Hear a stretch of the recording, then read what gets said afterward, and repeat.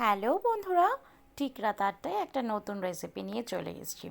চলুন আজকে শীতের মরশুমে সন্ধেবেলায় কিছু স্ন্যাক্স আইটেম করে দেখাই। ম্যাগি দিয়ে নতুন আইটেম করে দেখাবো। প্রথমে আমি এখানে 3টে ম্যাগি নিয়েছি। 3টে ম্যাগিকে ডিপ ফ্রাই করে নিয়েছি, করে জলটাকে পুরো একদম ফেলে নিতে হবে।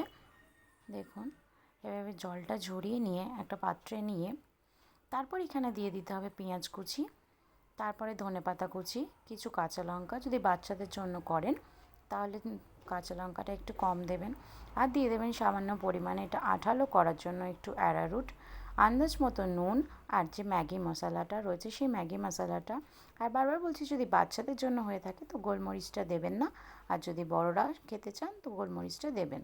দিয়ে এভাবে ব্যাটারটাকে করে নিয়ে হাতের মধ্যে একটু অয়েল ব্রাশ করে নিয়ে গোল গোল আকারে শেপ দিয়ে দেবো। দিয়ে এখানে গরম তেলে ভেজে নিলেই আমাদের আজকের গরম গরম ম্যাগি পকোড়া একদম রেডি। সসের সঙ্গে সার্ভ করুন, খেতে খুবই ভালো লাগবে। আর আমার রেসিপিটা কেমন লাগলো তা অবশ্যই কিন্তু কমেন্ট বক্স করে জানাতে ভুলবেন না। আর যারা আমার চ্যানেলে নতুন দর্শক তারা অবশ্যই চ্যানেলটাকে সাবস্ক্রাইব করে পাশে থাকবেন। দেখা হবে আবার পরের ভিডিওতে। ভালো থাকবেন, সুস্থ থাকবেন। আবার নেক্সট ভিডিও নিয়ে চলে আসবো। শুভরাত্রি বন্ধুরা।